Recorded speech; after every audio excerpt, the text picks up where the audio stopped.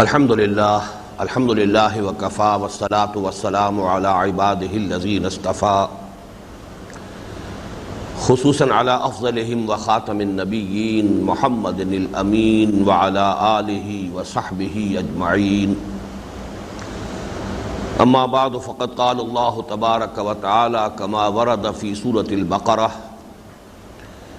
اعوذ باللہ من الشیطان الرجیم بسم اللہ الرحمن الرحیم ان الذین آمنوا والذین ہادوا والنصارى والسابئین من آمن باللہ والیوم الآخر وعمل صالحا فلہم اجرہم عند ربہم من آمن باللہ والیوم الآخر وعمل صالحا فلہم اجرہم عند ربہم ولا خوف علیہم ولا هم يحزنون وَإِذْ أَخَذْنَا مِيثَاقَكُمْ وَرَفَعْنَا فَوْقَكُمُ الطُّورَ خُذُوا مَا آتَيْنَاكُمْ بِقُوَّةٍ وَاذْكُرُوا مَا فِيهِ لَعَلَّكُمْ تَتَّقُونَ ثُمَّ تَوَلَّيْتُم مِّن بَعْدِ ذَلِكَ فَلَوْلَا فَضْلُ اللَّهِ عَلَيْكُمْ وَرَحْمَتُهُ لَكُنتُم مِّنَ الْخَاسِرِينَ وَلَقَدْ عَلِمْتُمُ الَّذِينَ اعْتَدَوْا مِنكُمْ فِي السَّبْتِ فَقُلْنَا لَهُمْ كُونُوا قِرَدَةً خَاسِئِينَ فَجَعَلْنَاهَا نَكَالًا لِمَا بَيْنَ يَدَيْهَا وَمَا خَلْفَهَا وَمَوْعِظَةً لِلْمُتَّقِينَ صدق اللہ العظیم رب اشرح لي صدری ويسر لي أمری واحلل عقدة من لسانی يفقهوا قولی اللهم ربنا ألهمنا رشدنا واعذنا من شرور أنفسنا اللهم ارنا الحق حقا وارزقنا اتباعه وارنا الباطل باطلا وارزقنا اجتنابه اللهم ربنا زدنا ایمانا وهدى وعلما نافعا وعملا صالحا متقبلا آمین یا رب العالمین۔ ہمارا یہ درس ایک تو تقریباً 3 ماہ کے وقفے کے بعد دوبارہ شروع ہو رہا ہے، دوسرے یہ کہ اب ہم آغاز سے مسلسل درس قرآن کا وہ سلسلہ دوبارہ شروع کر رہے ہیں جو تقریباً 2.5 سال قبل فروری سن 92 میں منقطع ہوا تھا۔ ان 2.5 سالوں کے دوران ہم نے بنیادی طور پر مطالعہ قرآن حکیم کے منتخب نصاب کا دوبارہ مطالعہ کیا، اور خاص طور پر چونکہ فرمائش یہ تھی کہ اس درس کو 45 منٹ کے چنکس کی شکل میں آڈیو اور ویڈیو دونوں صورتوں میں ریکارڈ کرا دیا جائے۔ یہ اللہ تعالیٰ کا فضل و کرم ہے کہ یہ بات جو مجھے آغاز میں بڑی مشکل نظر آ رہی تھی، اللہ تعالیٰ نے اپنے خصوصی تائید اور نصرت سے اس کو پورا کرا دیا۔ اب ہم اللہ کا نام لے کر یہ مسلسل درس قرآن کا دوبارہ آغاز کر رہے ہیں۔ فروری سن 92 میں ہم سورہ بقرہ کے 7 رکوعوں کا مطالعہ مکمل کر چکے تھے۔ اب اس سلسلے کا دوبارہ آغاز کرتے ہوئے فطری طور پر کچھ تمہیدی باتیں کہنی لازم ہیں۔ اگرچہ میرا اپنا ایک رجحان طبع ہے، میں خاص طور پر مصحف کی ترتیب کے بارے میں متعدد مرتبہ کافی وضاحت کے ساتھ بیان کر چکا ہوں، اب پھر طبیعت کا رجحان ادھر ہے، لیکن میں اپنی طبیعت پر ضبط کرتے ہوئے، اس لیے کہ اب یہ چیزیں چونکہ ریکارڈ ہو گئی ہیں بڑی آسانی کے ساتھ،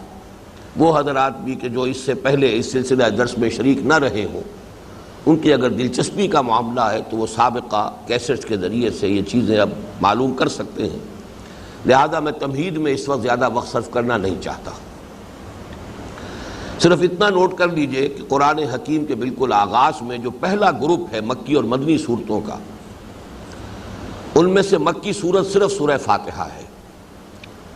جو اگرچہ قامت میں تو بہت کم ہے، قیمت میں بہت برتر ہے۔ اس کے بعد 4 صورتیں جو مدنی ہیں، جو قرآن حکیم کے طویل ترین صورتوں میں سے بھی ہیں،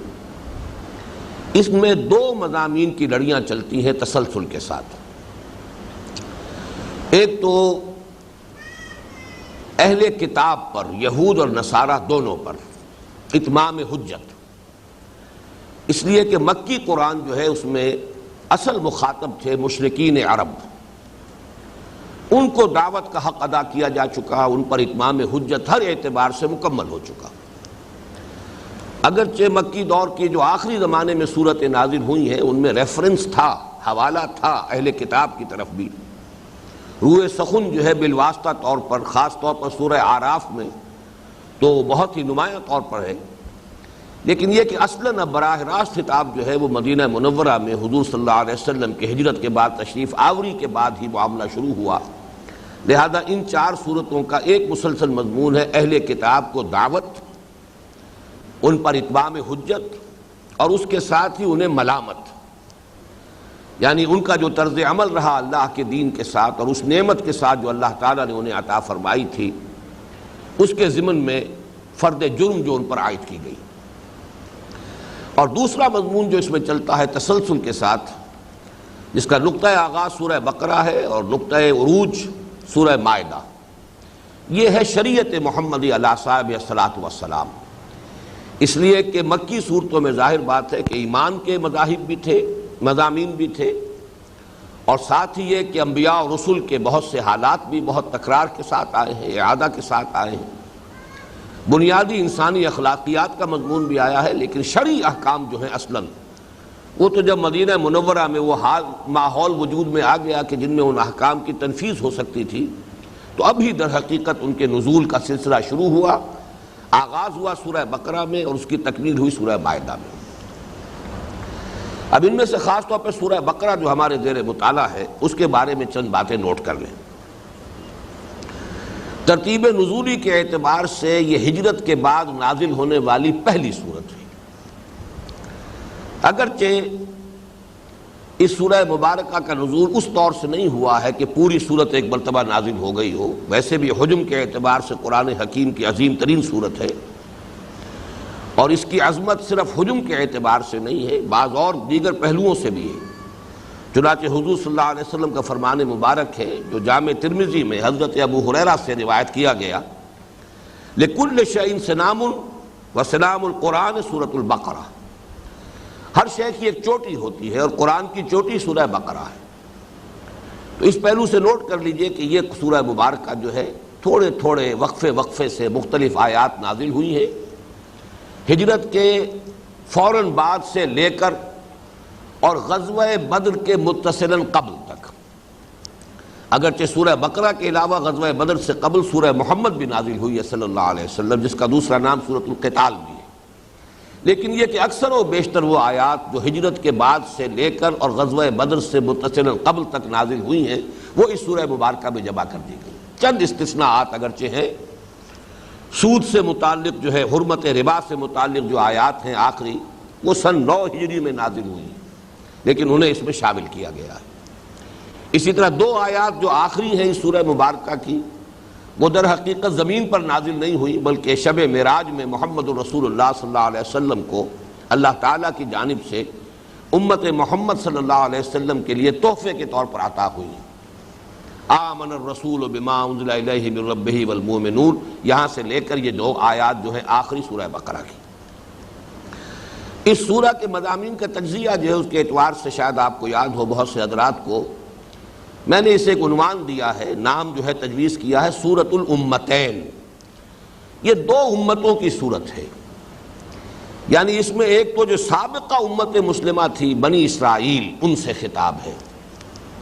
اور ایک جو موجودہ امت مسلمہ ہے امت محمد صلی اللہ علیہ وسلم، اس سے خطاب ہے۔ چنانچہ اس کے 2 حصے ہیں بالکل واضح اور نمایاں طور پر، تقریباً مساوی کہا جائے گا، اس لیے کہ تعداد کے اعتبار سے فرق ہے۔ پہلے حصے میں آیات 152 ہے، اگرچہ رکوع 18 بنتے ہیں، دوسرے حصے میں آیات 134 ہیں، اگرچہ رکوع 22 بن جاتے ہیں، تو گویا کہ تعداد آیات کے اعتبار سے پہلے حصے میں زیادہ ہے اور رکوعوں کی تعداد کے اعتبار سے نصف ثانی میں زیادہ ہے، تو متوازن طرح سے کہا جا سکتا ہے کہ یہ 2 حصوں میں تقریباً منقسم ہے۔ سورہ فاتحہ کے بارے میں تو ہم نے وہ حدیث قدسی پڑھی بڑے اہتمام کے ساتھ، اللہ تعالیٰ خود فرماتے ہیں قسمت الصلاۃ بینی و بین عبدی نصفین، میں نے نماز کو، چونکہ نماز سے وہاں مراد، ہم تفصیل سے یہ چیزیں دیکھ چکے ہیں، مراد سورہ فاتحہ ہے، میں نے اپنے اور اپنے بندے کے مابین 2 برابر حصوں میں تقسیم کر لی۔ تو کچھ اسی کا سمجھیے کہ عکس ہے، پرتو ہے۔ سورہ فاتحہ کی فوراً بعد چونکہ سورہ بقرہ آ رہی ہے تو اس کو بھی اللہ تعالیٰ نے دو نصفین میں تقسیم کیا ہے۔ پہلا جو حصہ ہے اس میں اصل روئے سخن جو ہے وہ اہل کتاب اور خاص طور پر بنی اسرائیل یہود کی طرف ہے۔ دوسرے حصے میں خطاب ہے تمام تر امت مسلمہ سے، امت محمد سے صلی اللہ علیہ وسلم۔ مزید تقسیم جو ہے یہ میں مضامین لکھ بھی چکا ہوں، جو میری کتابچہ کہیے، کتاب کہیے، قرآن حکیم کی سورتوں کے مضامین کا تجزیہ، کہ پہلے حصے میں پھر ایک عمودی تقسیم ہے، پہلے 4 رکوع، پھر 10 رکوع، پھر 4 رکوع، اس طرح 18 رکوع بنتے ہیں۔ یہ گویا کہ ورٹیکل پولرائزیشن، ورٹیکل ڈیویژن ہے، 4 رکوع، پھر 10 رکوع، پھر 4 رکوع۔ لیکن یہ کہ 4 ہی مضامین کی لڑیاں ہیں کہ جو آپس میں بٹی ہوئی ہیں، وہاں ہاریزونٹل پولرائزیشن ہوگی، ہاریزونٹل ڈیویژن ہوگی، وہ جو نصف ثانی ہے۔ یعنی ایک تو شریعت کے احکام، ان میں عبادات، اور پھر یہ کہ معاملات، دوسرے جہاد اللہ کی راہ میں، جہاد بالمال یعنی انفاق فی سبیل اللہ، اور جہاد بالنفس قتال فی سبیل اللہ۔ یہ 4 لڑیاں ہیں کہ جو آپس میں بٹی ہوئی ہیں نصف ثانی میں۔ وہاں آپ علیحدہ علیحدہ رکوعوں میں تقسیم نہیں کر سکتے، بلکہ مسلسل یہ لڑیاں چلتی ہیں اور انہیں بٹا ہوا ہے۔ ایک مضمون آ جائے گا، پھر دوسرا آ جائے گا، پھر تیسرا آ جائے گا، پھر پہلا آ جائے گا۔ اس طور سے جیسے مختلف رنگ کی لڑیاں اگر ہوں، انہیں ایک رسی کی شکل میں بٹ دیا جائے تو رنگ جو ہے کٹے پھٹے نظر آئیں گے ایک طرف سے جب دیکھیں گے، لیکن اگر رسی کو کھول دیا جائے تو ہر لڑی جو ہے مسلسل ہے۔ تو 4 مضامین کی لڑیاں ہیں، لیکن یہ کہ ان کو چونکہ اس طریقے سے آپس میں بٹ دیا گیا ہے، لہذا یہ کہ وہ آپس میں معلوم ہوتا ہے کہ جیسے تسلسل نہیں ہے، حالانکہ معنوی تسلسل موجود ہے۔ البتہ پہلا جو حصہ ہے اس کے جو 4 رکوع ہیں وہ تمہیدی ہیں، آخری 4 رکوع تحویلی ہے، درمیان کے 10 رکوعوں میں براہ راست خطاب ہے یا بنی اسرائیل سے۔ تمہیدی بھی بہت سے حضرات کے ذہن میں یہ مضامین یقیناً تازہ ہوں گے۔ پہلے 4 رکوعوں میں سے پہلے 2 رکوعوں میں 3 قسم کے انسانوں کی تفصیل، وہ لوگ کہ جنہوں نے اس قرآن مجید سے صحیح استفادہ کیا، جو اس پر ایمان لائے، اس سے انہوں نے اپنے قلوب و اذہان کو بھی منور کیا اور اپنی سیرت و کردار کو بھی مزین کیا۔ نمبر 2 وہ لوگ کہ جو اس کے کفر اور انکار پر اڑ گئے، ہٹ دھرمی، زدم زدہ، تکبر، عناد اور حسد کی بنا پر۔ اور تیسرے پھر وہ بین ایک طبقہ جو ہے جس کی زیادہ تفصیل جو ہے دوسرے رکوع میں آئی ہے، اس لیے کہ یہ تیسرا طبقہ تھا جو اصل میں کہ جو ہجرت کے بعد مدینہ منورہ میں نمایاں طور پر سامنے آیا ہے، ورنہ مکہ مکرمہ میں یہ تیسرا طبقہ جو ہے موجود نہیں تھا، اگر تھا تو کہیے کہ نہ ہونے کے برابر۔ پھر 2 رکوعوں میں قرآن مجید کی دعوت اور قرآن کا بنیادی فکر اور فلسفہ، جیسا کہ میں نے اس سے پہلے عرض کیا ہے کہ یوں سمجھیے کہ مکی قرآن کا لب لباب جو ہے سورہ بقرہ کے 3 اور 4 رکوعوں میں ہے۔ دعوت کے اعتبار سے 3 رکوع اور اس کے فکر اور فلسفے کے اعتبار سے، حکمت کے اعتبار سے 4 رکوع۔ یہ 4 رکوع جو ہیں یہ تمہیدی ہیں۔ اس کے بعد خطاب شروع ہو جاتا ہے، یا بنی اسرائیل اذکروا نعمتی التی انعمت علیکم واوفوا بعہدی اوف بعہدکم وایای فارہبون۔ یہ جو 10 رکوع ہیں ان میں جو تقسیم ہے ابھی میں بعد میں عرض کروں گا۔ اس کے بعد جو 4 جن کو میں نے کہا تحویلی رکوع ہے، تحویل اس لیے کہ اس کے اندر خاص جو حکم آیا تحویل قبلہ، اور تحویل قبلہ اصل میں علامت تھی اس بات کی کہ سابقہ امت مسلمہ معزول کر دی گئی، جن کا مرکز یروشلم رہا، اور اب ایک نئی امت کی تاسیس ہوئی ہے جس کا مرکز، جس کا قبلہ بیت اللہ ہے، یہ امت محمد صلی اللہ علیہ وسلم۔ تو اللہ تعالیٰ کے نمائندے کی حیثیت سے سابقہ امت مسلمہ بنی اسرائیل جو 2000 برس تک اس منصب پر فائز رہی، اب اسے معزول کیا جا رہا ہے، اور ایک نئی امت جو محمد الرسول اللہ صلی اللہ علیہ وسلم کی رسالت کی بنیاد پر وجود میں آئی ہے، اب وہ اس مقام پر ہے کہ یہ ہے اب نمائندہ اللہ کی اس روئے ارضی پر، اور اب یہ تا قیام قیامت یہ دور جو ہے یہ رسالت محمدی صلی اللہ علیہ وسلم اور امت محمدی کا ہے۔ تو اس میں آپ کو یاد ہوگا، بہت سے حضرات قرآن مجید پڑھتے ہیں تو یہ مضامین تو کم سے کم عنوانات تو ذہن میں موجود ہیں کہ 15واں اور 16واں رکوع جو ہے اس میں حضرت ابراہیم علیہ السلام کی شخصیت کو نمایاں کیا گیا، اس لیے کہ خانہ کعبہ کی تعمیر حضرت ابراہیم، حضرت اسماعیل علیہ السلام نے کی، جسے اب مرکز بنایا جانا ہے اس نئی امت کے لیے۔ اور اس کے بعد جو ہے تحویل قبلہ کے 2 رکوع ہے، 17واں اور 18واں. تو یہ 15واں 16واں 17واں 18واں یہ جو 4 رکوع ہے یہ تحویلی ہے. اب درمیان میں جو 10 رکوع ہے جو سورہ بقرہ میں براہ راست خطاب جس میں ہو رہا ہے بنی اسرائیل کے ساتھ، اس میں جو اہم ترین نقطہ ہے کہ جس کو آج خاص طور پر نوٹ کر لیجئے اچھی طرح، وہ یہ ہے کہ اس کو 2 حصوں میں تقسیم کیجئے کہ پہلا رکوع جو 7 آیات پر مشتمل ہے اس میں دعوت ہے، اس میں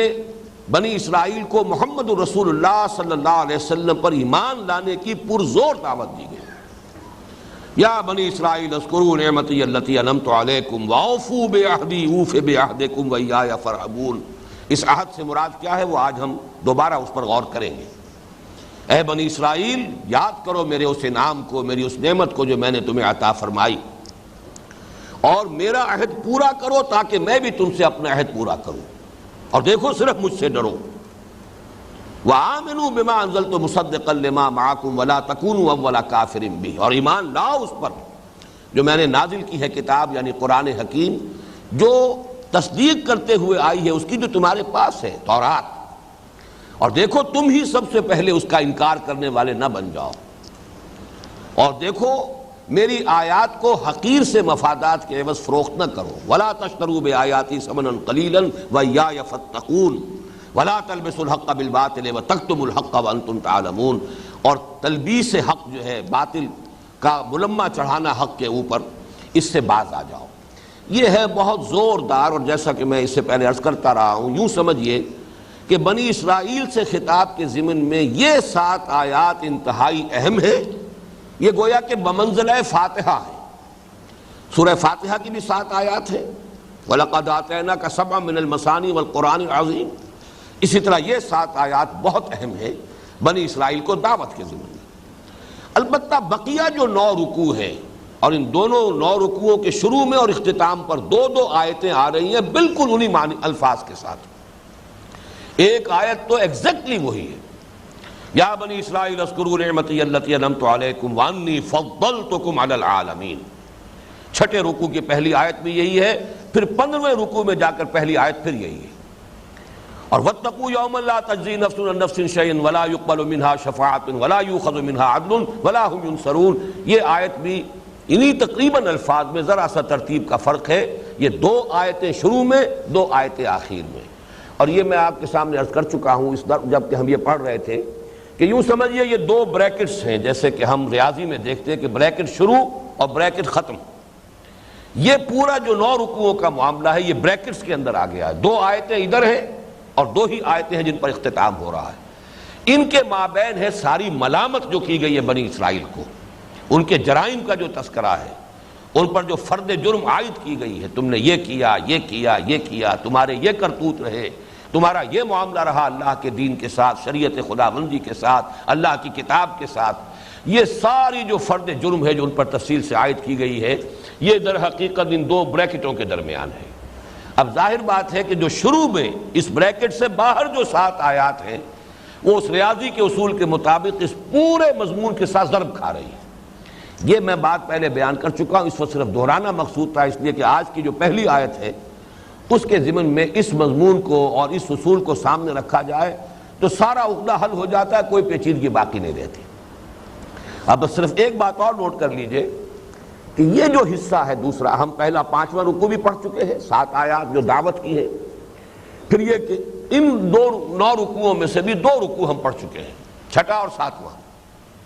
ایک اعتبار سے 6 اور 7ویں رکوع میں بہت سے واقعات کا تذکرہ ہوا ہے تاریخ بنی اسرائیل کا، اور اس کے ضمن میں ان کا جو طرز عمل رہا ہے اس کی نشاندہی کی گئی.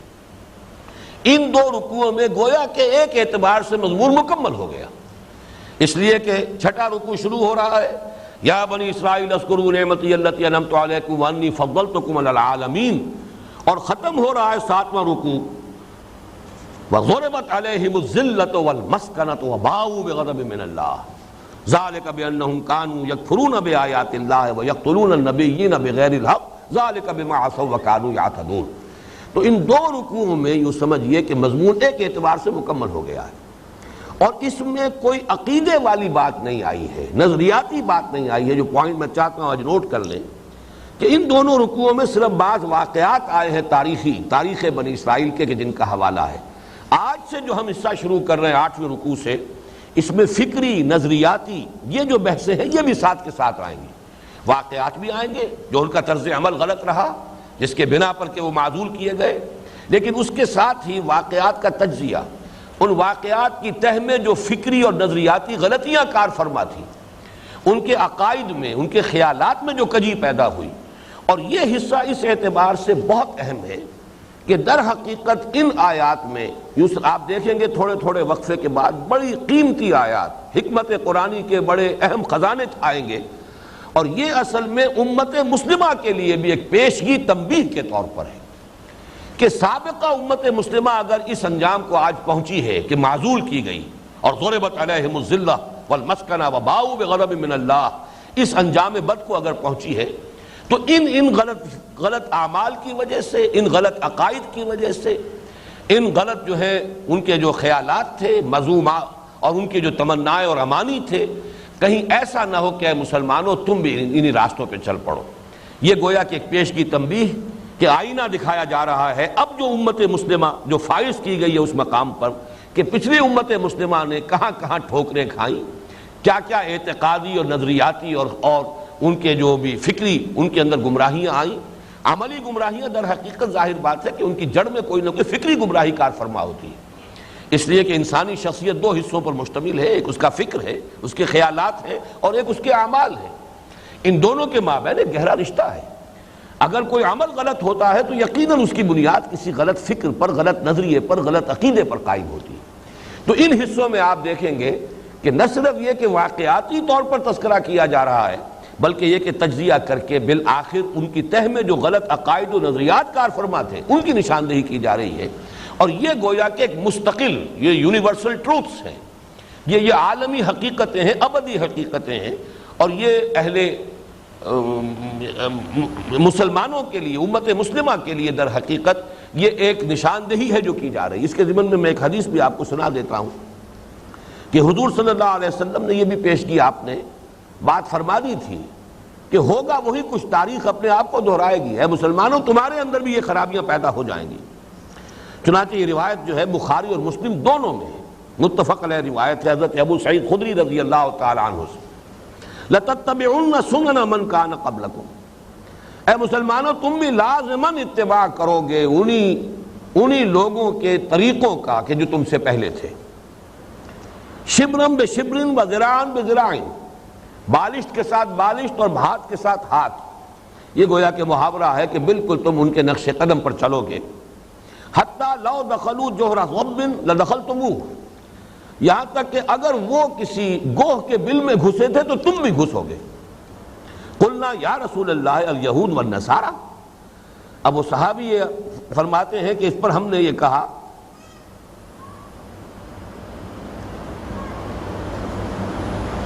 ہم نے عرض کیا قلنا یا رسول اللہ الیہود والنصارى، کہ حضور کیا آپ کی مراد یہود اور نصارہ سے کہ جو بھی گمراہیاں پیدا ہوئیں چاہے وہ عملی تھی یا اعتقادی تھی ان میں ہمارے اندر بھی لازماً آ جائیں گی؟ قال فمن، آپ نے فرمایا اور کون؟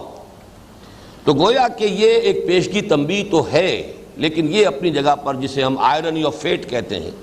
واقعہ یہی ہے کہ جو خرابیاں ان میں آئی تھیں وہ ہم میں بھی آئیں، وہی نظریاتی اعتقادی گمراہیاں، وہی عملی خرابیاں، وہ سب جو وہاں آئی ہیں یہاں بھی آئی ہیں۔ لیکن یہ کہ بہرحال جہاں تک پیشگی تنبیہ کا تعلق ہے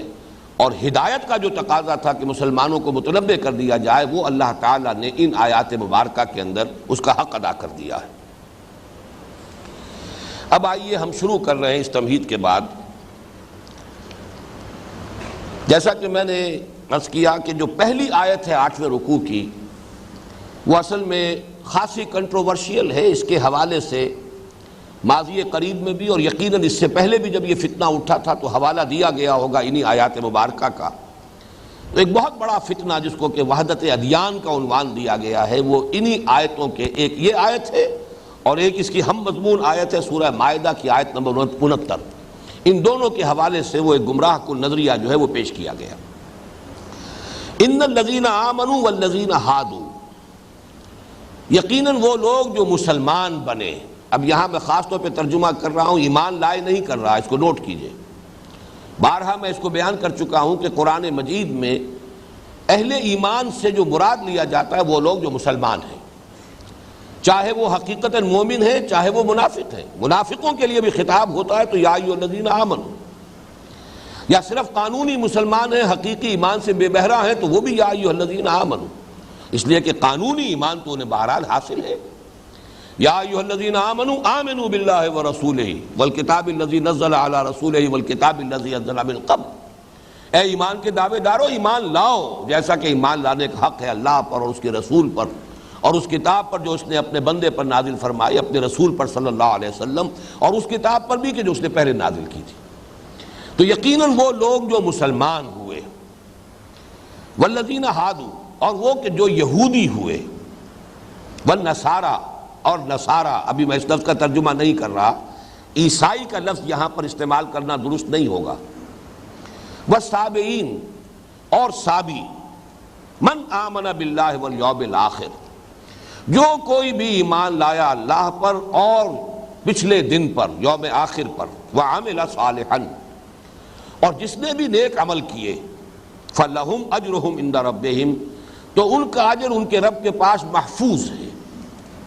ولا خوف علیہم، نہ ان پر کوئی خوف ہے، ولا ہم یحزنون، اور نہ ہی وہ کسی حزن سے دوچار ہوں گے۔ یہ آیت مبارکہ جس کا کہ لفظی ترجمہ یہ بنا، اور میں چاہتا ہوں چونکہ اس کا مصنع جو ہے موجود ہے قرآن مجید میں، وہ اصول جو بارہا میں نے عرض کیا ہے کہ اہم مضامین قرآن مجید میں لازماً کم سے کم 2 جگہ ضرور ملیں گے۔ چنانچہ سورہ مائدہ کی آیت نمبر 69 ہے، ان الذین آمنوا والذین ہادوا والصابئون والنصارى، بس طرف ترتیب بدلی ہے، سورہ بقرہ کی آیت میں نصارہ کا ذکر پہلے ہے، صابئین کا بعد میں ہے، یہاں والصابئون والنصارى من آمن باللہ والیوم الآخر وعمل صالحا فلا خوف علیہم ولا هم یحزنون، باقی آیت جو کی تو ہے۔ اس آیت کے حوالے سے اصل میں جو فتنہ اٹھا ہے، جو ظاہر الفاظ سے متبادر ہو سکتا ہے، اگر آپ قرآن مجید میں نہ سیاق و سباق کو پیش نظر رکھیں، نہ یہ کہ دوسرے مقامات پر جو صراحتیں آئی ہیں، جو تصریحات آئی ہیں، ان کو بھی نظر انداز کر دیں، بس کسی ایک ہی مقام پر کسی ایک ہی آیت کو فوکس کر دیں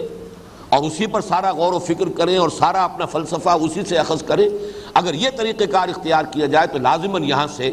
ایک بات متبادر ہو جاتی ہے، اور وہ بات ہے، وہ یہ ہے کہ کوئی شخص چاہے یہودی ہو، چاہے نصرانی ہو، چاہے صابی ہو، چاہے مسلمان ہو، جو کوئی بھی ایمان رکھتا ہو اللہ پر اور یوم آخر پر، یہاں کسی رسول پر ایمان کا تذکرہ نہیں ہے، ایمانیات میں سے صرف 2 کا تذکرہ ہوا، اللہ پر ایمان، آخرت پر ایمان، یوم آخر پر ایمان،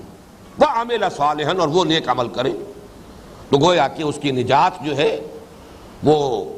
لازمی ہے، اسے نجات حاصل ہو جائے گی، 2 شرطیں پوری ہو جائیں تو فوز و فلاح سے وہ ہمکنار ہو جائے گا۔ اس سے نتیجہ یہ نکالا گیا کہ محمد الرسول اللہ صلی اللہ علیہ وسلم پر ایمان لانا لازمی شرط نجات نہیں ہے۔ یہ ہے کہ جس کو عنوان دیا گیا وحدت ادیان، تمام ادیان ایک ہی ہیں، اس سے کیا فرق واقع ہوتا ہے؟ اور ظاہر بات ہے کہ شریعت کا جو فرق آتا ہے وہ تو در حقیقت آتا ہے نبوت کے ساتھ۔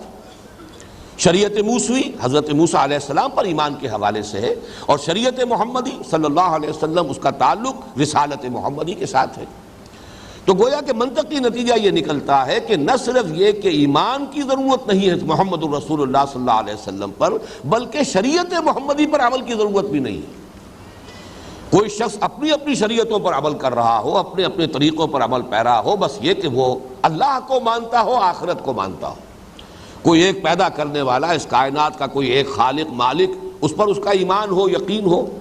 اور یہ کہ وہ آخرت کو بھی مانتا ہو، بعث بعد الموت کو مانتا ہو، اخروی زندگی پر یقین رکھتا ہو، اور نیک عمل کر رہا ہو، اچھے اعمال کر رہا ہو، اخلاق اچھے ہوں، صداقت، دیانت، امانت، یہ تمام جوہر اور وصف اس میں اگر موجود ہے تو یہ کوئی بات ضروری نہیں ہے کہ وہ محمد صلی اللہ علیہ وسلم پر بھی ایمان لائے، وہ نماز بھی اس طور سے لازماً پڑھے جیسے کہ حضور نے فرمایا صلو کما رأیتمونی اصلی۔ یہ تمام فرق جو ہے یہ ثانوی ہے اور ان کی کوئی اہمیت نہیں ہے۔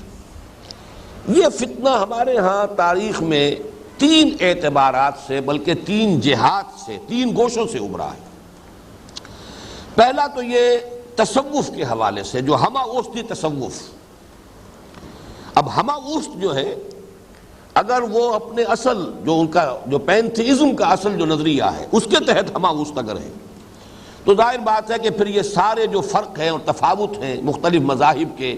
اور مختلف جو بھی عبادتوں کے مختلف نظام ہیں، مختلف شریعتیں ہیں، ان کی حقیقتاً پھر کوئی اہمیت رہ نہیں جاتی، بلکہ جیسا کہ ہمارے ہاں وہ مشہور مصرع ہے کہ مسجد مندر ہکڑو نور، ایک ہی نور ہے، مسجد میں بھی ہے مندر بھی ہے، کیا فرق پڑتا ہے، کوئی شخص مسجد میں چلا جائے کوئی مندر میں چلا جائے کسی بھی اعتبار سے جو ہے، لیکن یہ کہ بہرحال مانتا ہے کسی کو، وہ کسی کو پوجتا ہے، کسی کے حوالے سے پوجتا ہے۔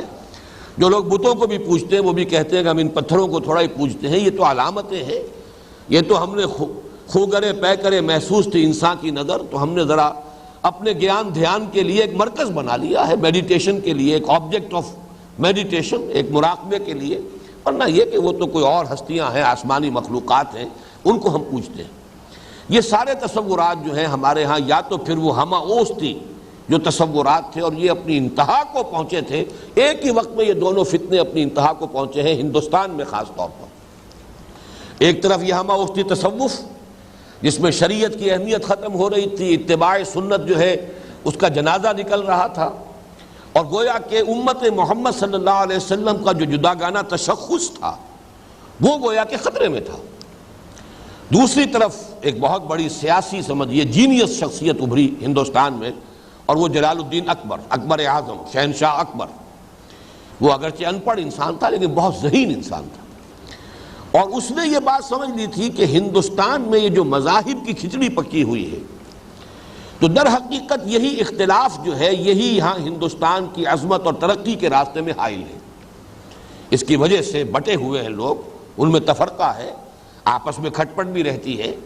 وہ یکجہتی پیدا نہیں ہو رہی، وہ ایک قوم کی شکل اختیار نہیں کر رہے۔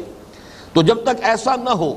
کہ ان تمام چیزیں کے جو ظاہری فرق و تفاوت ہے ان کو ختم کر دیا جائے اور ایک ہی مذہب بنا دیا جائے، اور اس کے حوالے سے یہ فرق اور تفاوت جو ہے یہ ختم ہو جائیں یا منیمائز ہو جائیں، کم سے کم ہو جائیں، ثانوی درجے میں رہ جائیں، تو ہندوستان جو ہے وہ دنیا میں اپنی ایک حیثیت بنوا سکتا ہے، اور اس کی عظمت جو ہے سیاسی اعتبار سے وہ پورے طور پر اجاگر ہو سکتی ہے۔ یہ فلسفہ تھا جس کے تحت کہ اس نے وہ دین الہی تصنیف کیا، اور یہ میں اپنے اس کتاب میں لکھ چکا ہوں جو سابقہ اور موجودہ مسلمان امتوں کا ماضی، حال اور مستقبل کے نام سے چھپ چکی ہے، کہ اس میں اس نے قرآن مجید کی ان آیات سے بھی استفادہ کیا۔ ظاہر بات ہے کہ اکبر میں تو یہ صلاحیت نہیں تھی، لیکن ابو الفضل اور فیضی جیسے علماء چونکہ اسے پٹی پڑھانے والے موجود تھے تو ان کو تو معلوم تھا۔ قرآن مجید میں 2 جگہ یہ مضمون آیا ہے کہ جو اللہ تعالیٰ کی طرف سے تدبیر کائنات ہو رہی ہے اس میں 1000 سال ایک دن کی حیثیت رکھتا ہے۔ یدبر الامر من السماء الى الارض ثم يعرج الیہ فی یوم کان مقدارہ 1000 سنہ۔ اللہ تعالیٰ کی تدبیر امر جو ہوتی ہے وہ 1000 سال کی ہوتی ہے۔ سورہ حج میں بھی فرمایا، یہ تو سورہ سجدہ کی آیت تھی، اور سورہ حج میں بھی فرمایا ہے کہ اللہ تعالیٰ کا ایک دن جو ہے جو تمہاری گنتی ہے اس کے حساب سے 1000 دن کا ہوتا ہے۔ اس کے حوالے سے اس نے کہا کہ وہ 1000 دن کا تدبیر امر جو تھا 1000 سال کا، وہ تھا اسلام جو محمد لے کر آئے صلی اللہ علیہ وسلم، شریعت محمدی۔ اب 1000 سال پورے ہو گئے، شریعت محمدی کا دور ختم ہو گیا، اب گویا کہ نیا 1000 سال، الف ثانی اسی لیے لفظ ہمارے یہاں مشہور ہوا ہے کہ اب جو دوسرا 1000 سال شروع ہو رہا ہے، اور اس دور میں یہ دوسرا 1000 سال شروع ہو رہا تھا، تو الف ثانی کے لیے اب یہ دین الہی ہے، یہ دین کہ میں جو میں ایجاد کر رہا ہوں، اور وہ یہی ہے کہ ان تمام مذاہب کو جو ہے جمع کر کے سب کے کچھ نہ کچھ جو ہے مراسم لے لیے جائیں، سب کے کچھ شعائر جو ہے ان کو جمع کر لیا جائے، اور ان سب کو ملا کر ایک مذہب بنا دیا جائے۔ تو یہ فتنہ اس قدر زبردست تھا واقعتاً، اللہ تعالیٰ کی طرف سے اپنے دین کی چونکہ حفاظت کی ذمہ داری اللہ نے لے رکھی ہے، اس لیے کہ اب یہ آخری دین ہے، دین محمد صلی اللہ علیہ وسلم، کوئی نبی تو آنے نہیں، مجددین کا سلسلہ ہے، تو اللہ تعالیٰ نے مجدد الف ثانی، اسی لیے ان کا نام جو ہے مجدد الف ثانی ہے رحمۃ اللہ علیہ، شیخ احمد سرہندی، اللہ تعالیٰ نے ان کو اٹھایا، اللہ نے بر وقت کیا جس کو خبردار۔ علامہ اقبال نے بہت صحیح اشعار کہے ہیں حضرت مجدد کی شان میں، وہ ہند میں سرمایہ ملت کا نگہباں، اس لیے کہ ملت جو ہے ملت اسلام، امت محمد صلی اللہ علیہ وسلم، اس کا جداگانہ تشخص دوبارہ قائم کرنا، شریعت کی اہمیت، اور یہ کہ اتباع سنت کا جو مقام ہے دین میں، اس کو جس قدر شد و مت کے ساتھ، جتنے اہتمام کے ساتھ، جتنے زور شور کے ساتھ حضرت مجدد رحمۃ اللہ علیہ نے پیش کیا ہے، یہ انہی کا خاص اللہ تعالیٰ کی طرف سے ان پر عنایت ہوئی، اور اسی کا نتیجہ یہ نکلا کہ اتنے زور شور کے ساتھ اٹھنے والا، اور یوں سمجھیے کہ حکومت کی سطح پر جس کی ترویج کی پوری کوشش کی گئی، وہ دین جو ہے وہ اکبر کی موت کے ساتھ وہ بھی اپنی موت خود ہی مر گیا۔ لیکن یہ فتنہ جو ہے دوبارہ اس نے سر اٹھایا اس صدی کے آغاز میں، بلکہ اصل میں تو گزشتہ صدی میں شروع ہو چکا تھا۔ گاندھی سے پہلے بعض ہندو مفکرین نے اس فکر کو پیش کیا تھا، وحدت ادیان، اور اسی کے حوالے سے برمو سماج کا ایک تصور۔ آپ نے یہ دو الفاظ سنے ہوں گے، آریہ سماج یہ کٹر ہندو ایک ذہن تھا، برمو سماج جو تھا ہندوؤں کے اندر وہ تھی وسیع القلبی اور وسیع المشربی، اور سب لوگوں کے لیے جو ہے اپنے دل کے اندر بھی وسعت پیدا کرنا۔ اور یہ برمو سماج وہی تھا کہ جو دین اکبر، دین الہی جو اکبر نے شروع کیا ہے، اور گاندھی نے پھر اس کو ایک سیاسی فلسفے کی حیثیت سے، اس لیے کہ ظاہر بات ہے کہ جیسے میں نے عرض کیا کہ اکبر جو ہے وہ ایک پولیٹیکل جینیس تو تھا، اس میں کوئی شک نہیں، تو گاندھی کے بارے میں بھی ماننا پڑتا ہے کہ ایک بڑا آدمی تھا، سیاسی اعتبار سے اس کی اپنی ایک حیثیت ہے۔ تو اس نے بھی اسی تقاضے کو سامنے رکھتے ہوئے کہ ہندوستان میں جو اصل رکاوٹ ہے وہ یہی مذہبی فرق و تفاوت ہے، یہی تفرقہ ہے جو اس کی ترقی کی راہ میں رکاوٹ ہے، لہذا اس کو دور کرنے کے لیے پھر اس نے بھی یہی کیا کہ اپنی پرارتھنا کے اندر اس نے کچھ قرآن مجید کی تلاوت ہو رہی ہے، کچھ گیتا پڑھی جا رہی ہے، کچھ جو گرو گرنتھ صاحب ہیں ان سے کچھ اشلوک پڑھے جا رہے ہیں، اس طریقے سے تمام مذاہب کو جو ہے وہ ایک جگہ پر لا کر، ایک پلیٹ فارم پر لا کر، اور اس کے حوالے سے جو ہے مسلمانوں کو، ہندوؤں کو، سکھوں کو، ان سب کو ایک دوسرے کے قریب لانے کی کوشش کی تاکہ ایک متحدہ قومیت جو ہے وجود میں آ سکے۔ اچھا، یہی فکر ہے جو ایک اور اعتبار سے آج پوری دنیا میں پھیلا ہوا ہے، اگرچہ یہ مذہبی اعتبار سے نہیں ہے، لیکن سیکولرزم کا نظریہ بھی تو یہی ہے۔ بالفعل جو نتیجہ نکلتا ہے سیکولرزم کا وہ یہی ہے کہ بھئی جہاں تک مذہب کا تعلق ہے یہ انسان کا انفرادی معاملہ ہے، کوئی مسجد چلا جائے، کوئی مندر چلا جائے، کیا فرق واقع ہو گیا؟ کوئی گردوارے میں چلا جائے، کوئی بتوں کو پوج لے، کوئی سورج کی پرستش کر لے، کوئی سانپ کو پوج لے، کوئی کسی اور شے کو پوج لے، جہاں تک یہ معاملات ہیں اس میں بالکل ایک دوسرے پر کوئی اعتراض کرنے کی ضرورت نہیں، ایک دوسرے سے کچھ کہنے سننے کی حاجت نہیں۔ ہاں، جو اصل زندگی ہے، جو معاشرتی، سیاسی، معاشی زندگی ہے، پولیٹیکو سوشو اکنامک سسٹم، اب اس کو جو ہے ہم سیکولرزم کے نظریے کے تحت اس کا کسی مذہب سے، کسی دین سے، کسی آسمانی ہدایت سے، کسی آسمانی شریعت سے کوئی تعلق نہیں، اس کو علیحدہ کر لیں۔ نتیجہ وہی ہے، یہ بھی یہ در حقیقت ایک یوں سمجھیے کہ سیکولر انداز میں بات وہی ہے کہ جو اس سے پہلے مذہبی انداز میں وحدت ادیان کے حوالے سے کی گئی ہے۔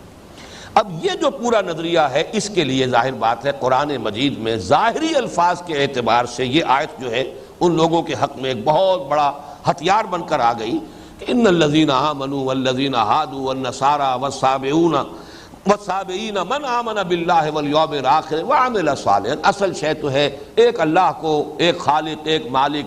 ایک اس کائنات کا پیدا کرنے والا، اس کو انسان مانتا ہو، آخرت کو مانتا ہو، اپنے اعمال کے اخلاقی نتائج کسی اور زندگی میں نکلنے کا وہ قائل ہو، اور پھر یہ کہ وہ نیک عمل کر رہا ہو، صداقت، امانت اس کے اندر جو ہے وہ موجود ہو، اگر دیانت موجود ہے، اپنا فرض شناسی کے ساتھ کام کر رہا ہے، کسی کو تکلیف نہیں دے رہا ہے، کسی کو دھوکہ نہیں دے رہا ہے، کسی کا کوئی مال ہڑپ نہیں کر رہا ہے، تو اس اعتبار سے بس کافی ہے۔ باقی یہ کہ اس میں عقیدے کی بحث لے آنا اور اس میں جو شریعت ہے اس کی بحث کو لے آنا، اس کی چندہ ضرورت نہیں ہے۔ یہ نظریہ جو ہے، اور اس میں خاص طور پر ان آیات کا جو حوالہ دیا گیا ہے، اب میں چاہتا ہوں کہ اس میں جو سب سے بڑی اس کی جو دلیل ہے اس کو سمجھ لیجیے۔ اس نظریے کی غلطی کے لیے ہی در حقیقت میں اتنے اہتمام کے ساتھ یہ بات جو تجزیہ ہے اس پورے سلسلے مضامین کا، اس کا سیاق اور سباق ہے، اسے اسی لیے نمایاں طور پر بیان کرتا رہا ہوں، آج پھر بیان کیا ہے کہ اگر یہ بات ہوتی تو 5ویں رکوع کی یہ آیات، یہ گویا کہ پھر ان کا کوئی محل نہیں، کوئی مقام نہیں۔ یا بنی اسرائیل اذکروا نعمتی التی انعمت علیکم واوفوا بعہدی اوف بعہدکم وایای فارہبون۔ یہ ایفاء عہد کا کون سا تذکرہ ہو رہا ہے یہ میں بعد میں ابھی عرض کروں گا، لیکن یہ تو ان دونوں آیتوں سے بالکل واضح ہے کہ یہاں یہود کو زوردار دعوت دی جا رہی ہے حضور صلی اللہ علیہ وسلم پر ایمان لانے کی۔ وآمنوا بما انزلت مصدقا لما معکم ولا تکونوا اول کافر بہ وَلَا تَشْتَرُوا بِآيَاتِي ثَمَنًا قَلِيلًا وَإِيَّايَ فَارْهَبُونِ وَإِيَّايَ فَاتَّقُونِ وَلَا تَلْبِسُوا الْحَقَّ بِالْبَاطِلِ وَتَكْتُمُوا الْحَقَّ وَأَنْتُمْ تَعْلَمُونَ۔ اب یہ تین آیتیں جو ہیں جو شد و مد کے ساتھ دعوت دی جا رہی ہے محمد الرسول اللہ صلی اللہ علیہ وسلم پر ایمان لانے کی، تو اس کو آپ کیسے نظر انداز کر دیں گے؟ باقی تو جو بریکٹ کے اندر مضمون آ رہا ہے وہ سب اس کے تابع رہے گا۔ یہ در حقیقت دعوت کا جو آیات ہیں 7 پہلے رکوع کے اندر 5ویں رکوع میں، وہ ان سب پر حاوی ہیں۔ چونکہ وہ سب پر حاوی ہے، یہ تو ریاضی کے اصول سے، الجبرا کے اصول سے بات واضح ہو جاتی ہے کہ یہی تو ایک کامن فیکٹر باہر نکال لیتے ہیں، تو وہ ہر اندر جو بھی مقدار، جو بھی ویلیو آ رہی ہے، جو بھی رقم ہے، اس کے ساتھ ضرب کھاتی ہے۔ وہ کامن فیکٹر ہی تو باہر نکال لیا جاتا ہے جو بریکٹ کے باہر ہوتا ہے۔ تو گویا کہ ان پورے 10 رکوعوں کے اندر جو کامن فیکٹر ہے وہ ہے ہی محمد الرسول اللہ صلی اللہ علیہ وسلم پر ایمان لانے کی دعوت۔ اب اس کو میں چاہتا ہوں کہ ذرا اس مسئلے پر اس سیاق و سباق سے ذرا ہٹ کر بھی بات سمجھ لی جائے کہ یہ جو نظریہ وحدت ادیان ہے، سب سے پہلے یہ دیکھیے کہ آیا اس کا کوئی جز صحیح بھی ہے یا نہیں۔ اس کا ایک جز لازماً صحیح ہے، جیسا کہ جو حضرات بھی میری تقریروں میں شریک رہے ہیں، اسلام کا سماجی نظام، یہ جو نظریہ ہے مساوات مرد و زن، آیا اس کا کوئی حصہ درست بھی ہے؟ ہاں درست ہے۔ شرف انسانیت میں عورت اور مرد برابر ہیں، شرف انسانیت مشترک ہے، قدر مشترک ہے۔ اسی طریقے سے اخلاقی میدان میں، روحانی میدان میں کوئی امتیاز نہیں، کوئی فرق نہیں، کوئی تفاوت نہیں۔ لیکن یہ کہ جہاں تک سماجی نظام ہے، گھریلو نظام ہے، آئلی نظام ہے، اس میں فرق و تفاوت ہو جائے گا۔ اسی حوالے سے یہاں سمجھیے کہ وحدت ادیان کا ایک جز جو ہے وہ صحیح ہے، اور وہ کیا ہے؟ وہ یہ کہ تمام ادیان کی اصل ایک ہے۔ اس کو کہنا چاہیے وحدت الاصل، کامن اوریجن۔ جتنے بھی دنیا میں اس وقت مذہب موجود ہیں، ان سب کا اوریجن ایک ہے، لیکن یہ کہ بہرحال اوریجن ہونے کے بعد ایک ہی اصل سے، ایک ہی جڑ سے نکلنے والا جو درخت ہے، اس کی شاخ کوئی مشرق کو جا رہی ہے، کوئی مغرب کو جا رہی ہے، وہ اپنی اپنی ایک جداگانہ تشخص ان کا ہے۔ تو ایک راستے سے یہ تمام کے تمام جو ہیں دین نکلے ہیں، لیکن پھر پگڈنڈیوں پر پڑھ کر ان کے اندر غلط چیزیں شامل ہوئی ہیں، ان میں تحریفیں ہوئی ہیں، ان میں اس کی تعلیمات کو بدلا گیا ہے۔ اب اپنی جگہ پر ہر ایک جو ہے اس کی ایک جداگانہ حیثیت ہے، اور یہ کہ جہاں تک صحیح دین کا تعلق ہے، اللہ تعالیٰ اس کے بعد تجدید فرماتا رہا ہے، بار بار وہی اصل دین کی دعوت لے کر انبیاء کرام آتے رہے ہیں۔ تو اگرچہ یہودیت ہو، نصرانیت ہو، یہ بھی اس اصل اسلام کی بگڑی ہوئی شکلیں ہیں، اس میں کوئی شک نہیں۔ اور نہ صرف یہ کہ یہودیت اور نصرانیت، بلکہ دنیا میں جتنے مذاہب ہیں وہ یقیناً سب کے سب اصل اسلام کی بگڑی ہوئی شکلیں ہیں۔ کہیں ایسا ہے کہ وہ بگاڑ بہت زیادہ ہو گیا، وہ یوں سمجھیے کہ وہ شاخ جو ہے کہیں بہت ہی پہلے جدا ہو گئی تھی اور بالکل علیحدہ ہو کر چلی گئی ہے، بہت دور نکل گئی ہے، اس کی ساری حیتیں بدل گئی ہیں، اس کی ساری جو بھی وضع اور اوضاع و اطوار ہیں وہ بدل گئے ہیں، صغرا کبرا بدل گیا ہے۔ لیکن اس میں کوئی شک نہیں کہ یقیناً تمام ادیان کی اصل ایک ہے، جڑ ایک ہے۔ اس کے لیے میں اب 2 آیتیں آپ کو سنانا چاہتا ہوں۔ ایک آیت تو پھر یہاں دیکھیے وہی اصول سامنے آ رہا ہے کہ اہم مضامین قرآن میں 2 مرتبہ ضرور آئیں گے، 2 مرتبہ یہ مضمون آیا ہے۔ سورہ یونس کی آیت نمبر 19، وَمَا كَانَ النَّاسُ إِلَّا أُمَّةً وَاحِدَةً فَاخْتَلَفُوا وَلَوْلَا كَلِمَةٌ سَبَقَتْ مِنْ رَبِّكَ لَقُضِيَ بَيْنَهُمْ فِيمَا فِيهِ يَخْتَلِفُونَ، اور نہیں تھے تمام انسان مگر ایک امت۔ ظاہر بات ہے کہ جب قرآن مجید کا فلسفہ تاریخ یہ ہے کہ پوری نسل انسانی جو ہے وہ ایک انسانی جوڑے کی اولاد ہے، حضرت آدم، حضرت حوا، ان کا دین کیا تھا؟ اسلام، توحید، اللہ کی اطاعت، انہیں خلیفہ بنا کر زمین پر اتارا گیا۔ اس اعتبار سے اب ان کی نسل جو بھی تھی، جب تک کہ خرابیاں پیدا نہیں ہوئی تو ایک ہی دین تھا، اور دین اسلام تھا، دین حق تھا، صحیح دین تھا، دین توحید تھا۔ اب اس کے بعد اختلافات پیدا ہوئے، تو اختلافات کے نتیجے میں شکلیں بدل گئیں، جیسے کہ ایک سیدھے راستے سے پگڈنڈیاں مڑتی چلی گئیں، کوئی ادھر مڑ گئی، کوئی ادھر مڑ گئی، لیکن ظاہر بات ہے کہ آغاز تو یقیناً ایک ہے، جڑ ایک ہے، اساس ایک ہے، بنیاد ایک ہے، اصل ایک ہے، اور نقطہ آغاز جو ہے وہ ایک ہے۔ وَمَا كَانَ النَّاسُ إِلَّا أُمَّةً وَاحِدَةً فَاخْتَلَفُوا وَلَوْلَا كَلِمَةٌ سَبَقَتْ مِنْ رَبِّكَ لَقُضِيَ بَيْنَهُمْ فِيمَا فِيهِ يَخْتَلِفُونَ۔ اب یہ اللہ تعالیٰ کی سنت ہے، وہ بہرحال اگر اس کی طرف سے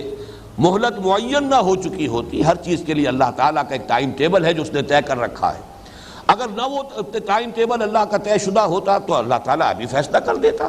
لیکن یہ کہ ابھی اللہ تعالیٰ نے مہلت دے رکھی ہے، قیامت کے دن سب کچھ معلوم ہو جائے گا کہ کون حق پر تھا، کون باطل پر تھا، کون اس سیدھی شاہراہ پر گامزن رہا اور کون جو ہے فتفرق بکم ادھر ادھر کی پگڈنڈیوں پر جو ہے وہ مڑ گئے اور دور نکلتے چلے گئے۔ لیکن یہ مضمون جو ہے جو سورہ یونس کی اس آیت میں آیا ہے، یہ قرآن مجید میں نہایت شان و شوکت کے ساتھ اسی سورہ بقرہ میں آتا ہے۔ آیت نمبر 213 ہے سورہ بقرہ کی، اور اس کو سورہ بقرہ کی اہم ترین آیات میں سے شمار کیا جا سکتا ہے۔ میں نے جو عرض کیا تھا کہ جو نصف ثانی ہے سورہ بقرہ کا، اس میں 4 لڑیاں چلتی ہیں مضامین کی آپس میں بٹی ہوئی، اور یاد ہوگا بہت سے حضرات کو کہ اس کے ساتھ ہی میں عرض کیا کرتا ہوں کہ جیسے کپڑے کا تانا بانا ہوتا ہے، اس تانے بانے ہی میں کوئی پھول جو ہے بنتی کے اندر آ جاتے ہیں، تو وقفے سے عظیم ترین آیات قرآن مجید کی سورہ بقرہ کے اندر ہے۔ اس لیے جو میں نے حدیث آپ کو سنائی کہ حضور نے فرمایا کہ لِكُلِّ شَيْءٍ سَنَامٌ وَسَنَامُ الْقُرْآنِ سورۃ البقرہ، ہر شے کی ایک چوٹی ہے، قرآن کی چوٹی سورہ بقرہ ہے۔ اسی حدیث میں وہ الفاظ بھی ہیں کہ فیہا آیۃ ہی سیدۃ آیت القرآن، اس کی ایک آیت وہ ہے جو تمام قرآنی آیات کی سردار ہے، آیت الکرسی، توحید کے موضوع پر آیت الکرسی، پھر آیت الآیات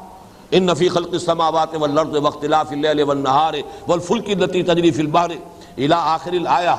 جتنے یہ نیچرل فینومینا اور آیات آفاقی اس ایک آیت میں جمع کیے گئے قرآن مجید میں، اس کی کوئی نظیر آپ کو نہیں ملے گی۔ اسی طرح ہمارے منتخب نصاب کا درس نمبر 2 آیت البر، کس قدر جامع آیت ہے۔ اسی طرح یہ آیت اختلاف ہے قرآن مجید میں، کان الناس امۃ واحدۃ،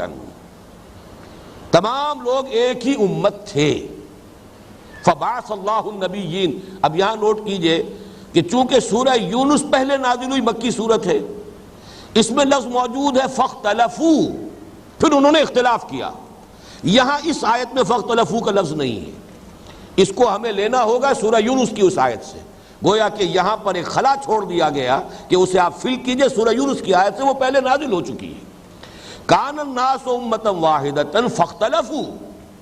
فبعث اللہ النبیین مبشرین ومنذرین، جب انہوں نے اختلاف کیا تو اللہ تعالیٰ نے انبیاء کو مبعوث فرمایا کہ جو بشارت دینے والے تھے، جو راست رو لوگ تھے، سیدھے راستے پر چلنے والے تھے، ان کے لیے بشارت دینے والے، ومنذرین، اور خبردار کرنے والے تھے ان کو کہ جنہوں نے کج راہ اختیار کی، جو کجی میں پڑ گئے۔ وَأَنزَلَ مَعَهُمُ الْكِتَابَ بِالْحَقِّ، اور ان کے ساتھ اللہ نے کتاب نازل کی حق کے ساتھ، لِيَحْكُمَ بَيْنَ النَّاسِ فِيمَا اخْتَلَفُوا فِيهِ، تاکہ وہ فیصلہ کر دے لوگوں کے مابین ان تمام چیزوں کے بارے میں جن میں انہوں نے اختلاف کیا۔ وَمَا اخْتَلَفَ فِيهِ إِلَّا الَّذِينَ أُوتُوهُ مِن بَعْدِ مَا جَاءَتْهُمُ الْبَيِّنَاتُ بَغْيًا بَيْنَهُمْ، یہ بھی نہایت اہم ہے، اور قرآن مجید میں کم سے کم 4-5 مرتبہ یہ مضمون آیا ہے کہ یہ جو اختلاف ہوتا ہے بغیم بینہم کی وجہ سے ہوتا ہے، مغالطے کی وجہ سے نہیں ہوتا۔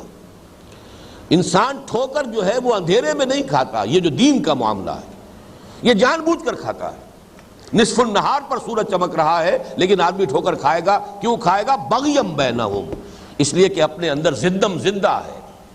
ایک دوسرے کے اوپر، ان تکون امۃ ہی اربع من امۃ،